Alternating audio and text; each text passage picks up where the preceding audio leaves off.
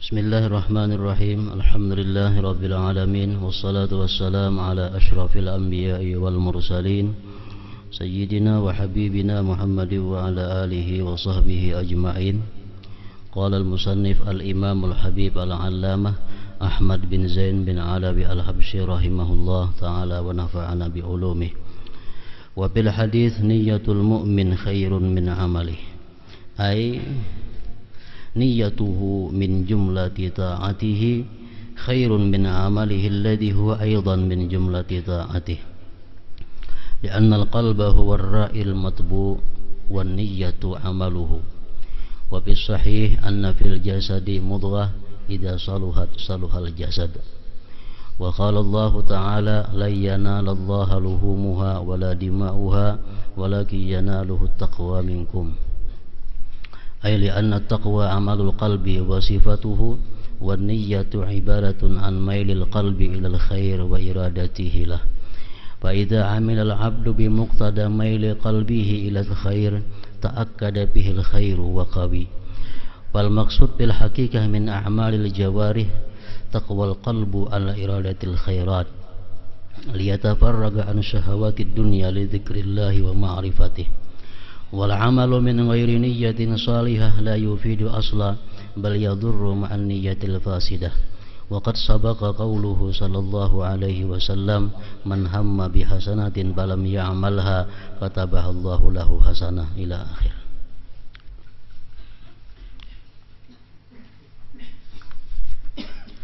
Makna dari kalam al-alimul allamah al-habib Ahmad bin Zain al-Habsyi rahimahullah.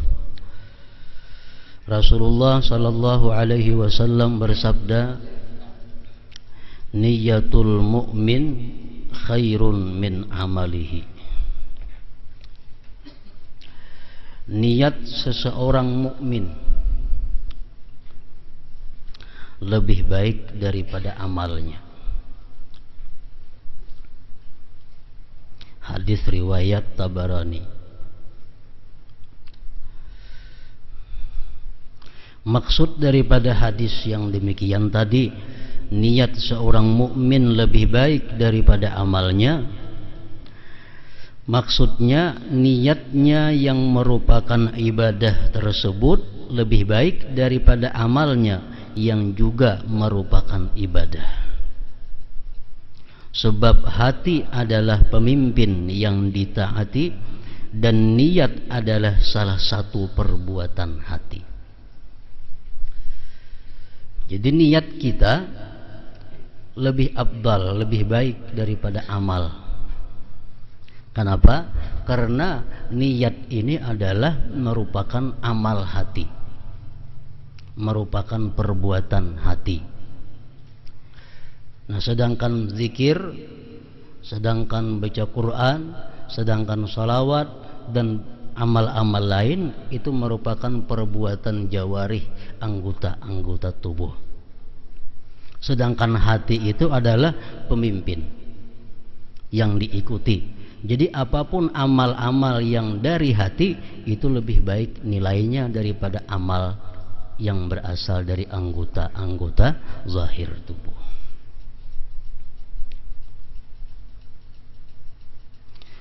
Paling mulia di tubuh manusia adalah hati. Paling mulia di tubuh kita adalah hati. Sehingga apapun yang dikerjakan oleh hati, kalau itu mulia, lebih mulia daripada pekerjaan-pekerjaan anggota zahir. Dan andai kata keburukan hati itu lebih jahat daripada keburukan yang dilakukan oleh anggota zahir. Jadi sama aja bandingannya. Kalau istilah kebaikan hati yang paling baik. Kejahatan pun kejahatan hati lebih buruk daripada kejahatan anggota tubuh. Dalam Al-Quran Allah berfirman mengenai manusia di hari akhirat kaina. Nah, firman Allah, yauma la yanfa'u malu wala banun illa man atallah biqalbin salim. Pada hari kiamat itu tidak ada sesuatu yang berguna, harta, anak buah, kada akan berguna. Illa man atallah biqalbin salim, kecuali orang yang datang kepada Allah dengan membawa hati yang selamat daripada hal-hal yang kada baik. Nah, jadi artinya apa? Yang paling dipandang oleh Allah di hari kiamat itu adalah qalbun salim, hati yang selamat. Perbuatan hati lebih baik daripada perbuatan anggota zahir.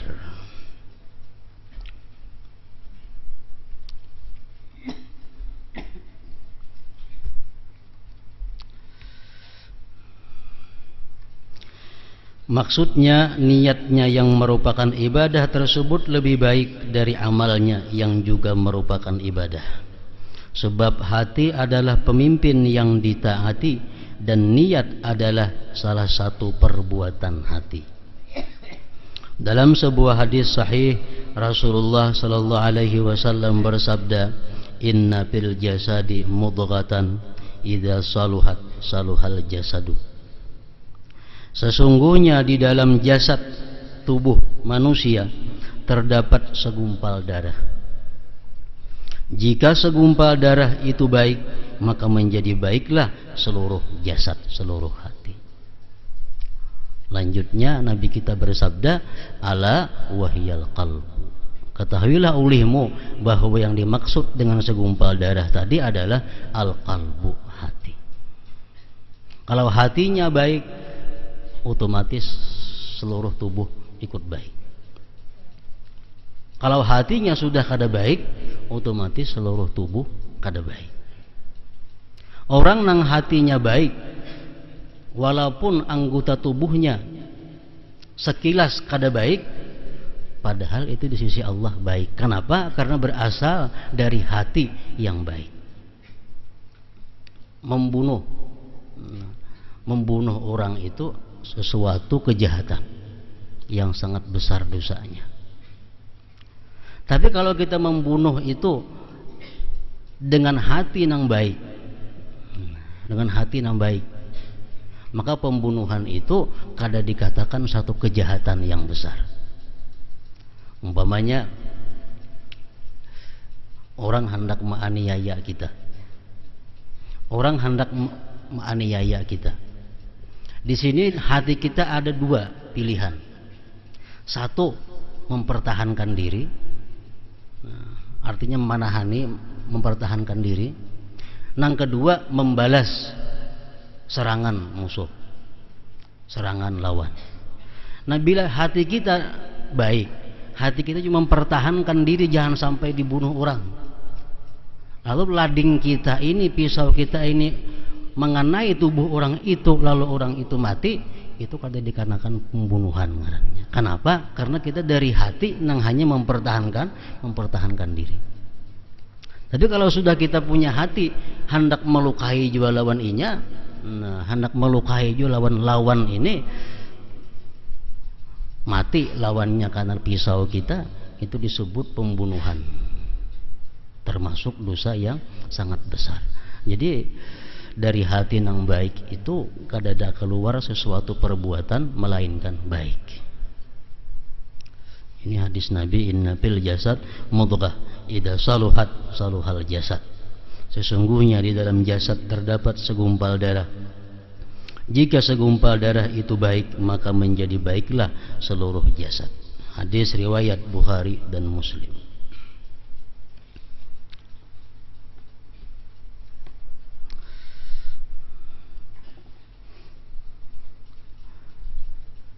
Oleh para ulama dijelaskan bahwa manusia itu lahir. Nah, manusia itu dilahirkan sudah membawa hati, membawa roh, membawa nafsu. Namun belum membawa akal. Akal ini terlambat diberikan Allah kepada manusia yang lahir. Nah, maka itu manusia ini dituntut untuk melatih dirinya, untuk membersihkan hatinya. Kenapa? Karena mulai kekanakan hatinya sudah terbiasa mentaati nafsu. Mulai lahir sudah membawa nafsu, hendak makan, nih, hendak itu, hendak ini. Akal belum diberikan Allah. Otomatis di situ hatinya si kanak-kanak ini dikuasai oleh nafsu. Nah begitu kanak-kanak ini berangsur tua, berumur, hanya diberikan oleh Allah akal. Nah sehingga akal ini masuk ke dalam tubuh kita, hati sudah seberapa tahun taat kepada nafsu. Nah dituntut kita untuk riyadhatun nafsi, dituntut untuk tathhirul qalbi. Jadi akal inilah nantinya yang akan berfungsi untuk menjadikan hati itu baik.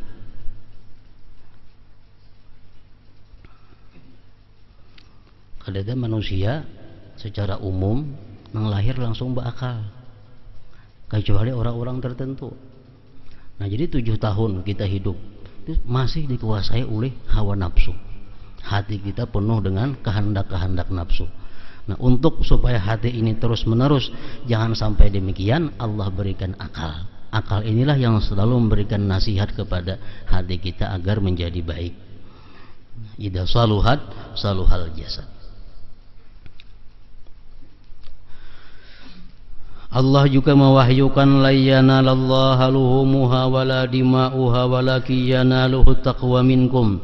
Daging-daging dan darahnya kurbanan itu tidak akan sekali-kali mencapai keridaan Allah, tetapi ketakwaan dari kalianlah yang dapat mencapainya.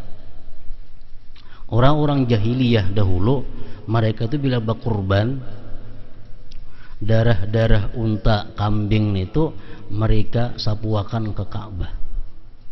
Nah, dicelumuri Ka'bah lawan darah-darah sembelihan itu. Mereka menganggap bahwa dengan demikian sampai kepada Allah.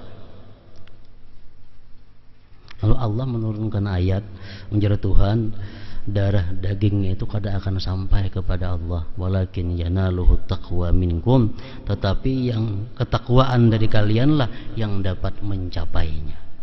Nang sampai kepada Allah ketakwaan kita, bukan darahnya, bukan kambingnya, kurbanan itu. Sebab takwa adalah amalan dan sifat hati. Takwa ini artinya ta'zimur Rabb. Takwa ini membesarkan Tuhan.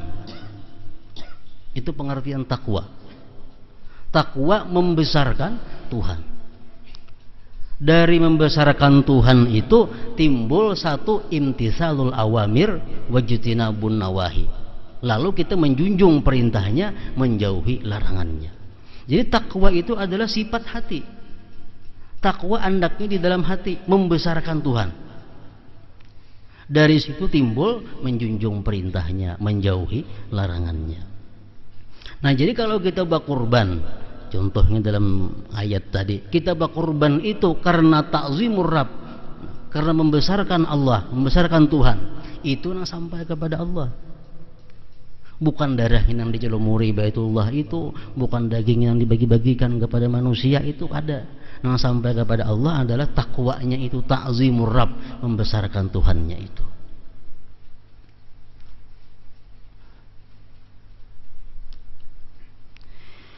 Sedangkan niat adalah kecenderungan dan keinginan hati untuk melakukan kebaikan. Jika seseorang memperturutkan keinginan hatinya untuk melakukan kebaikan, maka kebaikan tersebut akan melekat kuat dalam dirinya. Dalam hati ada niat, ada keinginan untuk melakukan kebaikan. Kemudian ditaati oleh anggota tubuh. Nah, maka gawian anggota tubuh itu akan memperkuat hati yang berkeinginan taat berbuat kebaikan tadi. Bila hati kita berhendak berbuat kebaikan, tapi ditunda, nah ini akan memperlemah niat, memperlemah kehendak kebaikan itu. Tujuan utama amalan jasmani, sembahyang, sedekah, membaca Quran, tidak lain adalah untuk memperkuat keinginan hati melakukan kebaikan. Tujuannya itu.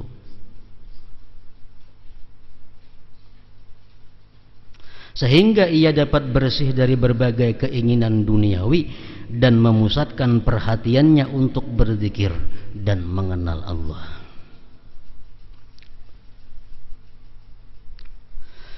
Amal tanpa niat yang baik sama sekali tidak akan bermanfaat. Baik amal itu ibadah atau amal itu yang mubah, yang boleh.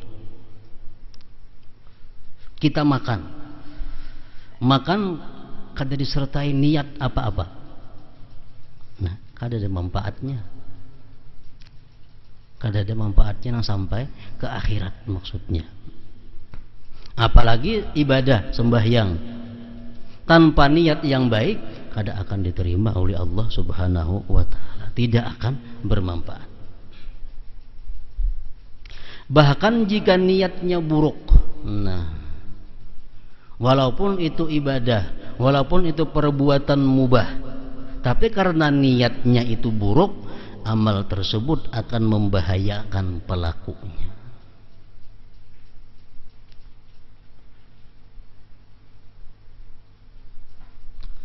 Rasulullah sallallahu alaihi wasallam bersabda, "Man hamma bihasanatin falam ya'malha katabahallahu lahu hasanah." Barang siapa berniat melakukan sebuah kebaikan tetapi ia tidak mampu mengamalkannya, maka Allah akan mencatatkannya sebagai sebuah kebaikan.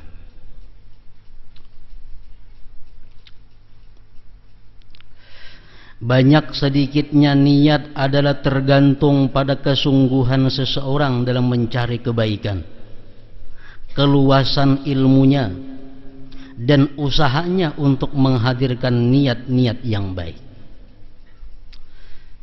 Nah, niat yang baik itu kita dapati, kita peroleh melalui pengetahuan. Kalau kita kada punya pengetahuan, kita kada kau memperbanyak niat. Jadi kita mesti tahu keutamaan satu pekerjaan. Atau contoh umpamanya kita memberi makan orang. Biasa kita memberi makan orang, berniatkah kada tahu, pokoknya memberi makan orang nggak bisa. Nah, padahal andai kata kita punya ilmu nang luas, kita memberi makan orang tuh kenapa sebabnya? Terdorong hati untuk memberi makan orang tuh kenapa? Nah, tentu dari ilmu yang ada, maka mendengar hadis-hadis Nabi, ujar Nabi, man at'amahullah, orang yang memberi makan dalam dunia karena di padang mahsyar diberi makan oleh Allah. Wa man saqa, siapa yang meminumi manusia dalam dunia, saqahullah, Allah minumi dia di padang mahsyar. Wa man kasa, siapa yang memberi pakaian kepada manusia dalam dunia, kasahullah, Allah beri pakaian dia di padang mahsyar. Ini pengetahuan. Nah, sesudah kita mengetahui itu, timbul keinginan. Oh, berarti baik memberi makan orang nih. Ini kalau kita memberi makan orang karena kita di akhirat dapat pakaian. Nah, lalu terbuka, terdorong hati untuk memberi makan orang. Imbah itu lagi pulang ada hadis umpamanya, kalau kita memberi makan orang, memberi minum orang, atau memberi pakaian orang, lalu orang gunakan tenaga yang dihasilkan oleh makan, minum, atau pakaian yang diberikan itu digunakan orang untuk taat kepada Allah, kita dapat juga pahalanya. Nah, tahu pulang itu kita bertambah pulang niat. Nah, jadi memberi makan orang ini satu niat, mudahan di padang mahsyar diberi makanan oleh Allah. Memberi makan orang mudah-mudahan dengan niat bahwa tenaga yang dibawa orang beribadah itu sampai kepada aku pahalanya. Jadi dorongan-dorongan untuk itu semakin banyak. Jadi mesti berdasarkan ilmu pengetahuan dahulunya.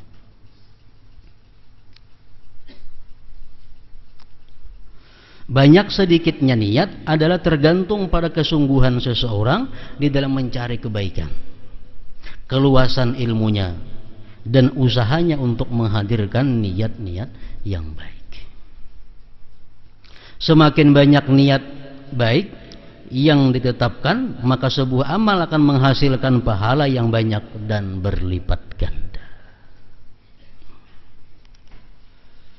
Kayak kita contoh-contoh biasa bersedekah.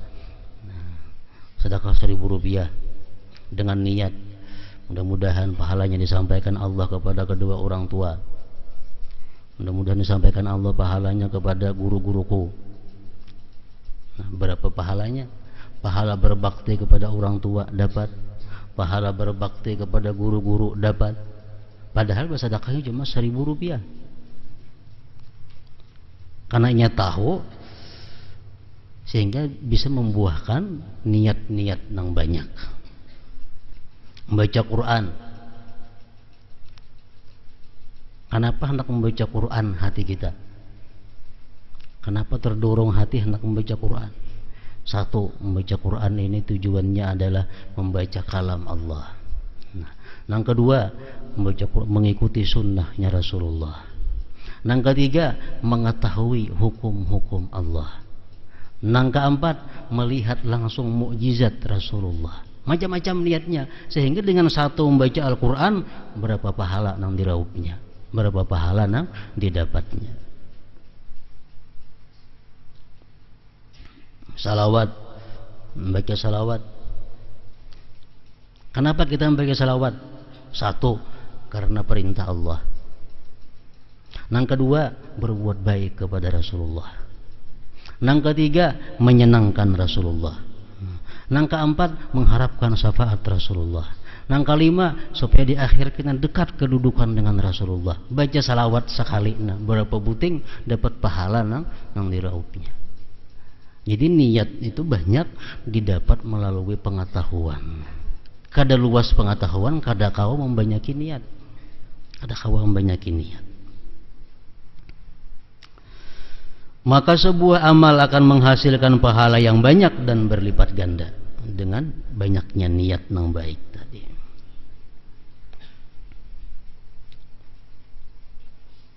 Ke masjid. Satu, duduk di masjid. Nah, aku duduk di masjid nih. Kenapa tujuannya? Satu, untuk ziarah kepada Allah. Kan ada hadis mengatakan man qa'ada bil masjid faqad zarallah. Orang yang duduk di masjid itu berarti dia tamunya Allah. Wa haqqun 'alal mazur ikramu zairih, pasti Allah memuliakan tamunya. Jadi aku duduk di masjid ini pertama ziarah kepada Allah. Yang kedua, aku duduk di masjid ini apa? Intizarus salah, menunggu sembahyang. Kita duduk di masjid itu menunggu sembahyang berapa jam aja, itu hukumnya sama lawan sembahyang. Asal jangan batal wudu. Misalnya sembahyang zuhur pukul 10 sudah di masjid, duduk di masjid pukul 10. Berapa jam kita menunggu zuhur, itu hukumnya sembahyang terus kita. Yang ketiga, di masjid ini i'tikaf.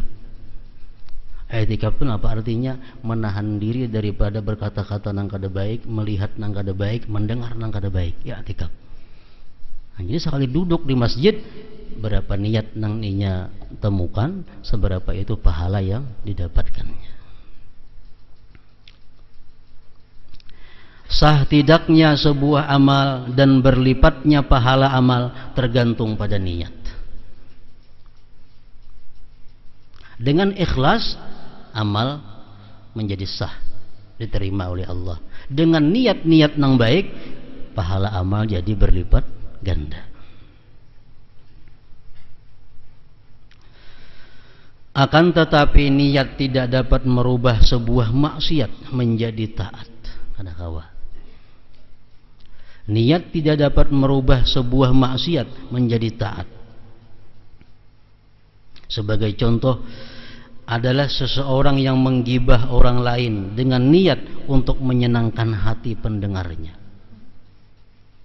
Kada kawa kita niati itu. Ini kawan kita menggibahi orang, nah, kawan kita menyambati orang, kita tukang dengarakan. Hendak ini kutagur karena kasihaninya, jadi niatku menyenangkan hatinya, membangati dosanya, menambahi dosanya. Kita memasukkan kegembiraan, menggembirakan orang itu dianjurkan, tapi dalam hal yang baik, dalam hal yang baik. Ini adalah sebuah maksiat, dan niat untuk menyenangkan orang lain tersebut sama sekali tidak bermanfaat, tidak ada manfaatnya.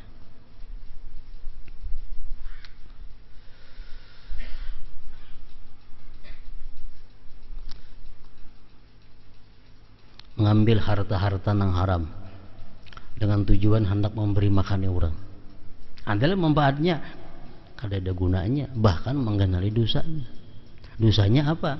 Dosa mengambil yang haram, dosa khianat kepada kaum muslimin karena memasukkan yang haram ke dalam perut mereka. 2 kali dosanya. Jadi kada kawa kita mengambil barang haram untuk memberi makan orang muslimin, itu kada kawa.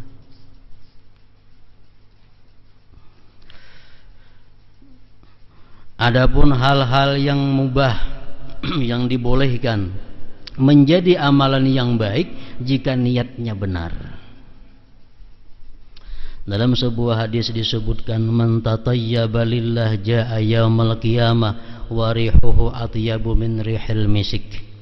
Barang siapa memakai minyak wangi semata-mata untuk Allah, maka nanti di hari kiamat ia akan datang dengan bau yang lebih harum daripada bau kasturi, bau misik. Ini memakai minyak harum ini karena Allah atau karena hal-hal yang disenangi oleh Allah. Hadis riwayat Abdul Walid As-Saffar. Contoh niat baik dalam memakai minyak wangi, contoh di hari Jumat, adalah untuk mengikut sunnah Rasulullah Sallallahu Alaihi Wasallam. Nabi kita kalau hendak ke masjid selalu memakai minyak wangi. Nah, jadi kita berminyak wangi hendak ke masjid ini adalah mengikuti sunnah Rasul. Yang kedua, memuliakan masjid dengan wewangian. Masjid supaya harum. Yang ketiga, menghormati penghuni masjid. Menghormati penghuni masjid. Yang keempat, menghibur orang-orang yang duduk di dekatnya. Orang yang para kita mencium bau harum, atau yang ia liwati dalam perjalanan. Menghilangkan bau-bau tak sedap yang mengganggu orang lain. Kada berminyak haram kena awak timbul bau kada nyaman, kasihan nang di sebelah.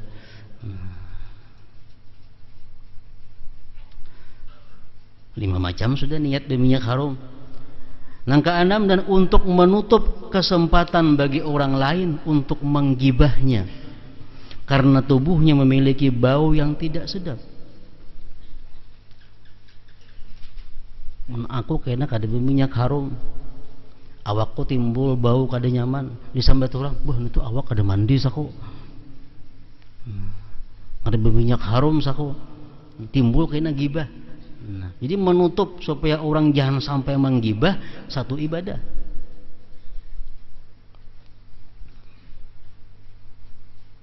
Kalau sudah kita berminyak harum juga, digibah orang juga, tuh kada salah lagi ngarannya.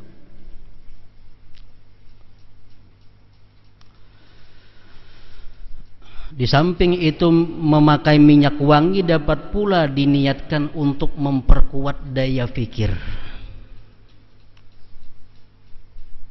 sehingga kecerdasan beragamanya semakin kuat. Sebab kekuatan berpikir terletak di tengah otak yang merupakan ungkapan hati. Di dalam kekuatan berpikir terletak daya khayal dan daya hafal, dan di luarnya terdapat daya zikir, daya ingat. Imam Syafi'i rahimahullah berkata, man taba rihuhu zada aqluhu. Barang siapa yang bau tubuhnya harum, niscaya daya pikirnya bertambah kuat. Nah, jadi artinya berminyak harum itu tujuan menambah akal, Nah, jadi ana membuting niat sekali minyak harum. Kalau macam ini caranya, di akhirat karena kita lebih harum lagi daripada misik, daripada kasturi.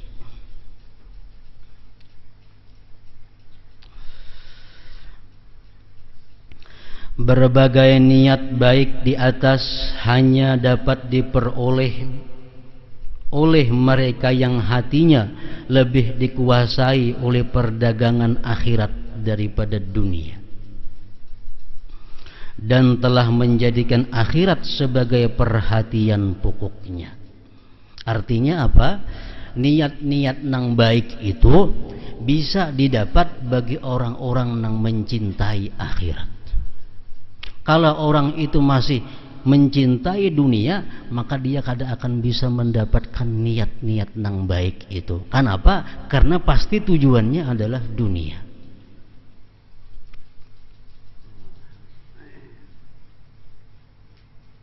Minyak harum supaya aku dipadahkan orang bisa merawat tubuh. Minyak harum supaya aku dipadahkan orang, aku orang yang ada berduit untuk nukar minyak harum. Itu semua niat-niat bagi orang yang hubud dunia. Nah, niat-niat akhirat tadi hanya bisa bagi orang yang mencintai akhirat. Sedangkan seseorang yang hatinya lebih memperhatikan urusan duniawi, maka niat-niat baik seperti tersebut di atas tidak akan muncul dalam dirinya. Ada muncul dalam dirinya. Jika dia mengaku memiliki niat-niat baik tersebut, maka itu hanya bisikan hati, bukan niat. Sebab niat yang baik menurut syariat adalah dorongan agama yang murni.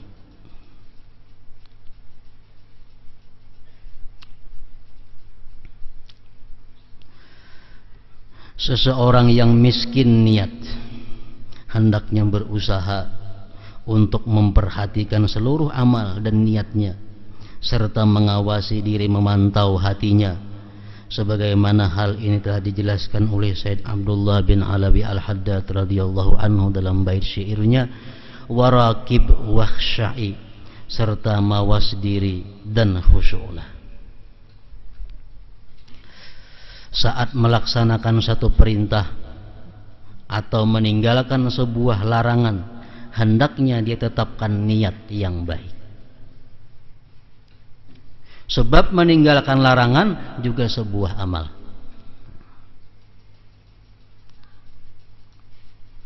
Ada pakaian, satu contoh. Umpamanya bini-bini diatur oleh agama pakaian yang boleh macam ini, yang kada boleh macam ini. Nah, ada pakaian yang kada boleh. Kada hendak pakaian ini kada boleh. Nah, kalau niatnya demikian sudah berpahala. Kada hendak pakaian ini haram, dilarang oleh Allah. Nah, kalau itu sebabnya meninggalkan pakaian, sudah dicatat sebagai pahala. Namun masih ada jalan supaya pahala itu berganda-ganda. Kada hendak memakai ini, pertama haram. Yang kedua, kalau aku memakai ini Rasulullah sakit hati. Yang ketiga, kalau aku memakai ini mengundang bala bencana datang. Yang ketiga, kalau aku memakai ini malaikat-malaikat yang hafazah ini kada katuju lawan aku. Kalau aku memakai ini orang tua aku dalam kubur sakit hati. Jadi ku tinggalkan pakaian yang haram ini. Nah, dengan demikian jadi berlipat ganda pahalanya karena meninggalkan sesuatu yang diharamkan tadi. Menurut beberapa hadis Rasulullah mengatakan, apapun yang kita gawe dalam dunia ini, baik nang jahat atau nang baik, itu disampaikan kepada Rasulullah, disampaikan kepada kedua orang tua kita yang sudah wafat di dalam kubur. Itu ada hadis yang mengatakan demikian. Begitu kita berbuat maksiat, malaikat datang menyampaikan kepada orang tua kita, anak ikam tadi berbuat maksiat, sedih dalam kubur orang tua. Kita berbuat baik, datang je malaikat, anak ikam tadi mengaji sambayang berjamaah, senang dalam kubur hatinya. Jadi kalau kita berbuat baik, salah satu niatnya menyenangkan hati kedua orang tua, menambahi pahala satu ibadah.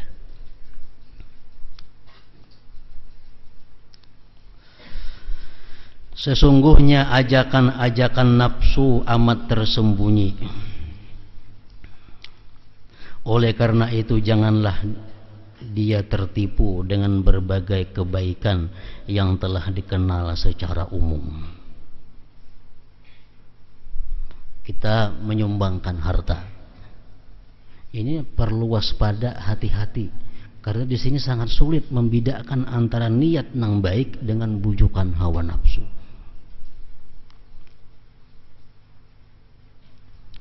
Karena itu ibadah yang dikenal secara umum. Hendaknya dia berusaha mencari berbagai rahasia dan cahaya. Sufyan Tsauri disebutkan, beliau makan. Datang orang tamu-tamu sidin. Sidin menawari aja keadaan makan itu, makan surangannya sidin, habis. Lalu jar tamu tadi, wahai syekh, karena bapian tuh kada menawari kami makanan, pian makan surangan aja. Jar sidin saat itu hatiku kada terbuka nawari ikam. Aku indah jadi orang munafik berbahasa basi, ayo makanan yo, padahal hati kada katuju. Jadi jar sidin kalau kita menawari orang makan, tapi hati kita berharap mudahannya jangan hakun, itu berdosa. Berdosa. Kalau inyam hakun makan 2 kali dosanya. Nah, kita nawari orang makan, mudahan jangan hakun. Hakunnya makan dapat 2 dosanya. Pertama dosa munafik, 2 memasukkan yang kada baik dalam perut orang. Yang kada baik.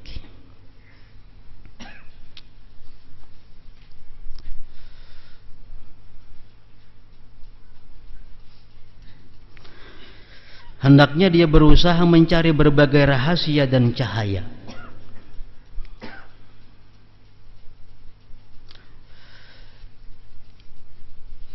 Sehingga tidak tertipu dan mengerti bahwa niat bukanlah sekedar kata-kata. Aku berniat melakukan ini karena Allah. Bukan kata-kata itu maksud niat, bukan cerita hati yang diucapkan lisan, hati atau pemikiran.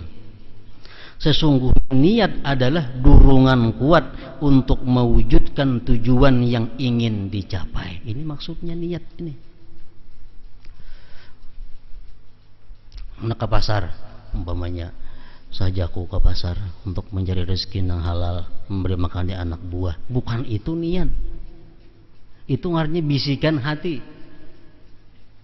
Bisikan hati. Nak turun ke toko, sajaku turun ke toko untuk mencari rezeki yang halal, menafkahi anak bini. Itu lain niat ngarannya. Itu hadisun nafsi. Nah, ngaran niatnya ada dorongan, motivasi. Kenapa hendak ke pasar? Kenapa maka hendak buka toko? Nah, itu ngaran niat. Contohnya, aku hari esok hendak bersedekah, memberi si anu sekian, si anu sekian. Jadi hari ini aku ke pasar mencari duit untuk itu. Nah, itu niat ngarannya. Mesti kada sahaja aku hendak turun ada apa lagi. Umpamanya minggu kaina anakku nukar kitab. Jadi hari ini aku ke pasar mencari mengumpulkan duit untuk nukar kitab. Nah, itu motivasi mencari untuk kitab. Itu ngaran niat ngarannya, dorongan. Mulai hari ini aku mencari, aku berusaha keuntungan yang aku kumpulkan sagan naik haji. Nah, jadi mulai hari itu yang berusaha sudah ada keuntungannya, sisihkan untuk naik haji. Jadi tiap harinya berusaha menjadi ibadah. Jadi dorongannya itu untuk naik haji berusaha nih. Nah, itu adalah ibadah. Jadi bukan pengertian niat tuh sahajaku tuh ada. Macam kita makan sahur tuh berpahala. Kenapa? Karena kita mati makan sahur itu esok bakal puasa. Esok aku puasa nih, harus makan dulu, harus supaya kuat. Nah, itu berpahala makannya. Kalau saya diucapkan sahaja aku makan supaya esok kuat puasa, kada usaha itu.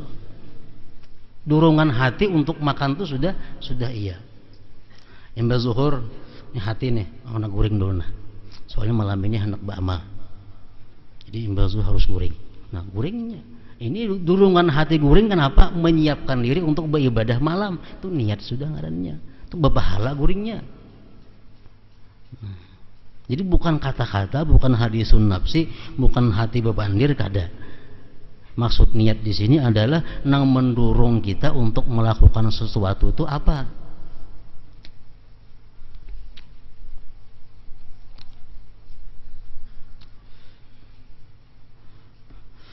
Sesungguhnya niat adalah dorongan kuat untuk mewujudkan tujuan yang ingin dicapai. Dan tujuan tersebut dicari karena beberapa alasan. Tujuan meniatkan segala sesuatu untuk kepentingan akhirat tidak lain adalah agar keimanan seseorang terhadap syariat dan pahala atas amal yang dia kerjakan semakin kuat. Jangan sampai dia berlaku seperti seorang yang kekenyangan dan berkata, aku berniat untuk makan. Kalimat ini berulang kali dia ucapkan dengan hati dan lisannya. Jadi Allah Subhanahu wa ta'ala maha tahu dengan niat kita. Samuaan gawian yang kita gawi ini boleh dikatakan 99% ada motivasinya, ada dorongannya, ada efeknya. Kenapa kita ke situ? Dorongannya kenapa hendak ke sana? Pasti ada.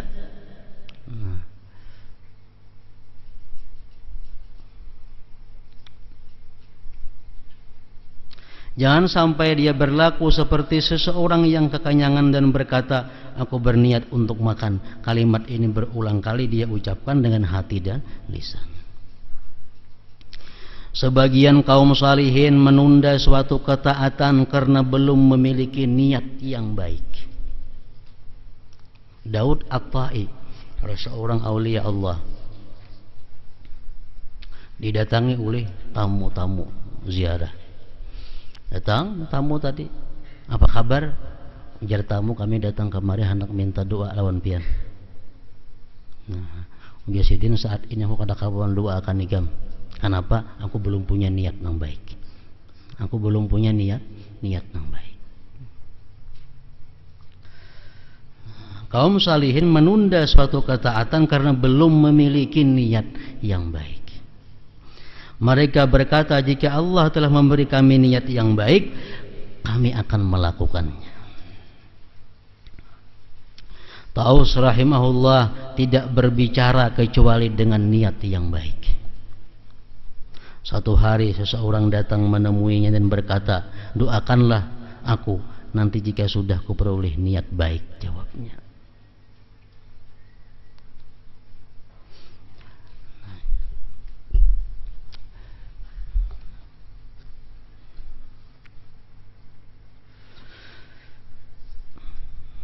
dan samuaan yang kita gawi itu akan ditanya oleh Allah Subhanahu wa ta'ala di akhirat.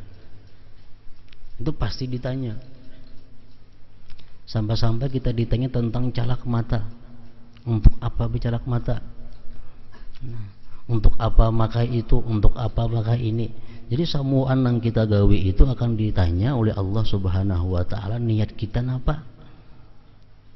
Kalau niat kita baik, kita kada akan malu di hadapan Allah untuk menjelaskan niat itu. Pada dasarnya niat tidak dapat diusahakan. Kenapa? Karena niat ini berasal dari keimanan, pengetahuan yang luas. Sebab dia adalah karunia yang diberikan Allah kepada hamba-hambanya yang memiliki hati suci. Ilmu luas dan perhatian kepada akhirat, bukan kepada orang-orang seperti kita. Dalam hal-hal yang wajib saja kita sulit menetapkan niat baik. Artinya dalam hal-hal yang wajib saja kita sulit menetapkan niat yang baik, apalagi dalam hal yang mubah, dalam hal yang sunat. Seperti buruh yang jahat. Artinya kita ini kebiasaan beribadah manggawe nang wajib aja seperti buruh nang jahat. nang beramal karena takutan masuk neraka, nang beramal karena kepingin untuk surga. Andai saja kita dapat bersikap seperti seorang buruh yang jahat, itu merupakan suatu yang baik.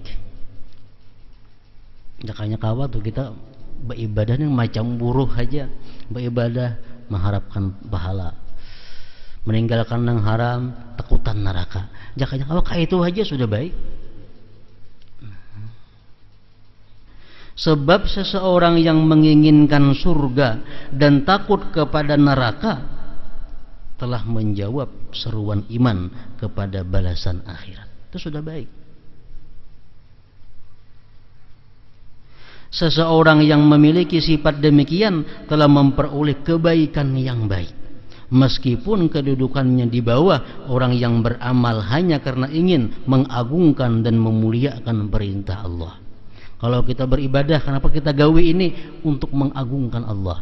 Kenapa kita meninggalkan yang haram? Karena mengagungkan Allah. Itu luar biasa lagi. Andai kata kita bisa nang kayak tadi, berbuat baik supaya ke surga, meninggalkan yang haram, takutan neraka, itu aja sudah baik.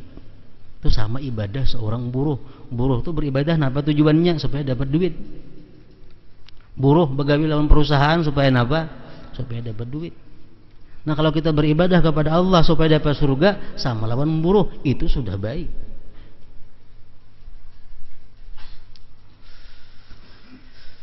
Meskipun kedudukannya di bawah orang yang beramal hanya karena ingin mengagungkan dan memuliakan perintah Allah, mereka adalah orang-orang yang berakal,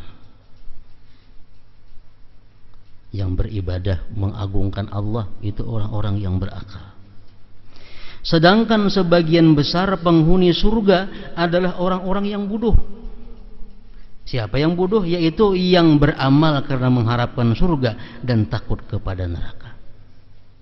Itu kebanyakan penghuni surga itu orang-orang yang beribadah mengharapkan surga, yang takut karena neraka. Namun orang-orang yang mentakzimkan Allah itu sedikit manusianya yang bisa macam itu. Andai saja kita termasuk dalam kelompok orang-orang bodoh tersebut, sudah untung, sudah bagus artinya. Yang dikhawatirkan ini apa? Jangan sampai kita beribadah kepada Allah niatnya buruk, manggawi nang mubah niatnya buruk, manggawi nang haram kalau niatnya buruk menambahi gandaan dosanya. Nah, beribadah niatnya buruk jadi kada berpahala, bahkan jadi berdosa. Perlakuan yang mubah niatnya buruk jadi dosa, jadi bahaya. Nah, ini yang dikhawatirkan oleh pengarang. Jangan sampai kita melakukan sesuatu itu mempunyai niat yang buruk, walaupun kita hanya bisa menjadi orang yang bodoh, yaitu orang yang beribadah mengharapkan surga atau takut daripada neraka.